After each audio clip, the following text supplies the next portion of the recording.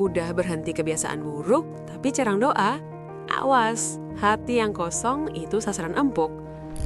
Kedengarannya keras ya, tapi seringkali kita pikir asalkan kita nggak sengaja jahat, kita sudah aman. Padahal membiarkan hati kosong tanpa Tuhan itu justru bahaya banget. Yesus sendiri kasih peringatan tegas di Matius 12 ayat 30. Siapa tidak bersama aku, ia melawan aku. Artinya kita nggak perlu sengaja memilih jadi jahat untuk dikuasai kegelapan. Cukup dengan melalaikan hubungan kita sama Tuhan, otomatis benteng hati kita terbuka untuk lawan.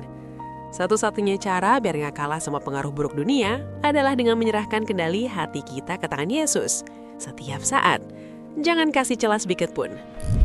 Udahkah kamu mengundang Yesus jaga benteng hatimu hari ini? Yuk, jangan biarkan hatimu kosong. Subscribe dan follow AWR.